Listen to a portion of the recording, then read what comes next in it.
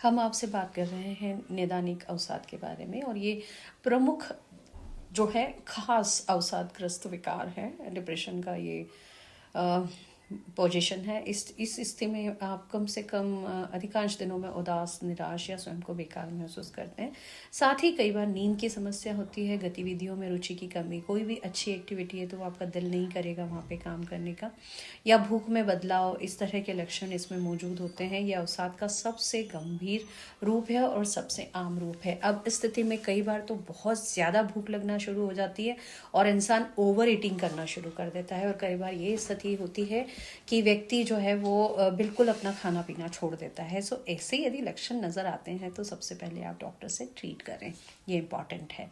लगातार अवसादग्रस्त विकार, जिसे हम पीडीडी कहते हैं, ये लगातार अवसादग्रस्त विकार हल्का या मध्यम अवसाद होता है और कम से कम 2 वर्षों तक बना रहता है। इसके लक्षण गंभीर अवसादग्रस्त विकार की तुलना में कम गंभीर होते हैं, और इस स्थिति में इसे डिस्थीमिया भी इसे कहा जाता है, जैसे पीडीडी हम शॉर्ट नेम बोलते हैं, और डिस्थीमिया इसका फुल फॉर्म है।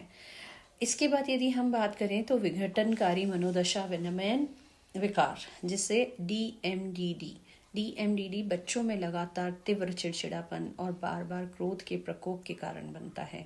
आमतौर पे यदि हम ये देखे जाएं तो ये लक्षण जो है 10 वर्ष की आयु से बच्चों में शुरू हो जाते हैं। सो आप ये मत सोचें कि ये जो डिप्रेशन है वो बड़ों में ही होगा, ये युवाओं में, बुजुर्गों में, महिलाओं में, बच्चों में, सब में होने की ये सिचुएशन है। कई बार आप ये देखिए कि बहुत ज़्यादा क्रोध आना, ये भी एक तरह से एक प्रकार है। बहुत ज़्यादा चिड़चिड़ापन होना, निराशा होना, ये भी क्रोध का एक रूप है, डिप्रेशन का एक रूप है।